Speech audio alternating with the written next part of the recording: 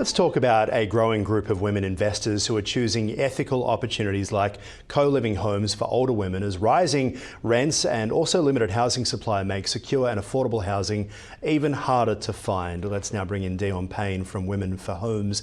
Dion, great to see you on Ticker. Why are older women increasingly vulnerable when it comes to the housing market today?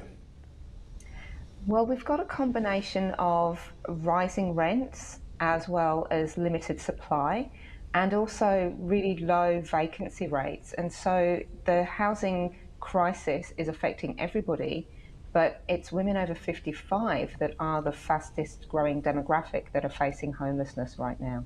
Why is that?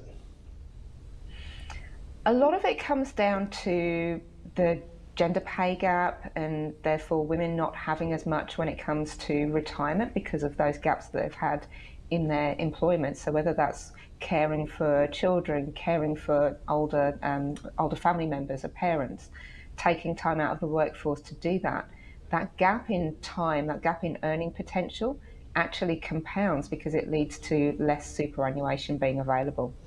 Now, you mentioned the growing interest from women investors seeking both ethical and also diverse opportunities as well. How does that play into what we're talking about?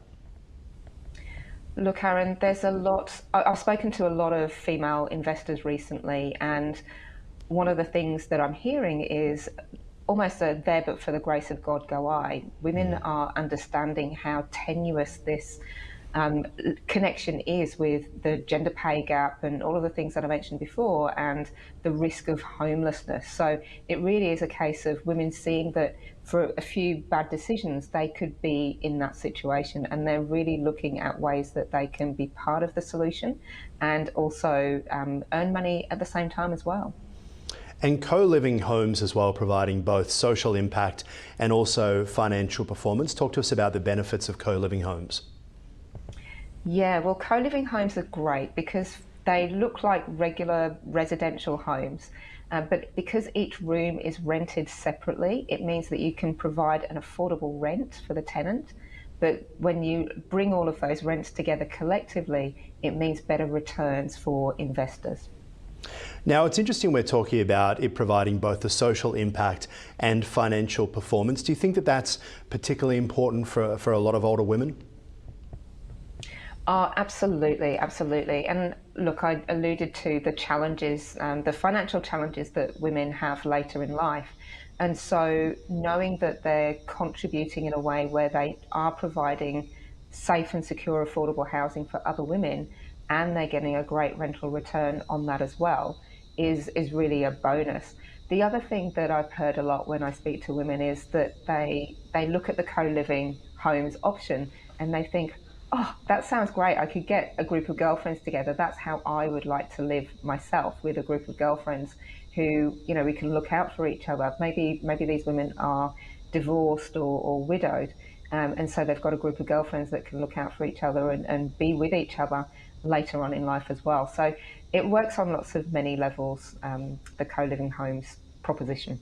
And it's a perfect time to talk about it because, the census is showing that demographics are really changing, right? That people are less likely to get married these days. If so, to get married later. For a lot of women, the saying, find a man who's a plan, isn't necessarily the case. And even if you do get married, that isn't always necessarily the case these days either. Having that independence, having that ability to think ahead, to plan ahead, if you're putting your career ahead of family, etc., whatever it might be, really making sure that you do have a financial performance background and bedrock too for yourself. Oh, absolutely. And with the cost of living crisis at the moment, it's even more important that we take care of our financial security. So when we look at this from what's happening now to what's happening in the future, it's just something that's really important. And I think more women are starting to feel that this is something that they can't just leave to their partner. It's something that they have to look out for themselves because we don't know what's around the corner. Yeah, very much. And I guess a strong demand, talk to us about that you've seen, as well as a community response to this sort of investment model. What's the feedback you've been getting? Oh, well, we recently had over 300 women express interest in being involved and in investing in these co-living homes for older women, which is just fantastic. And some of the conversations that I've had with women, I've heard some horrendous stories about how, the women have fled domestic violence but been able to get themselves on their feet. Women have fled financial abuse, or separated and been subjected to financial abuse, but then been able to get themselves on their feet. So I've heard from women who have used property as a way to secure their income, and so they understand the benefits of using property as a wealth creation tool, but also as that social impact as well. Yeah. So there's a lot of women that are very interested in this, and I'm very grateful for that. Good on you. Dion, thank you so much. Just quickly, how can people get in touch with you? Sure. Our website is www.women4homes.com, and that's women4homes.com. Otherwise, I'm very active on LinkedIn, so anybody does a search for me, Dionnepayn on LinkedIn, they'll find me. Dion, really appreciate your time. Thank you. Thank you.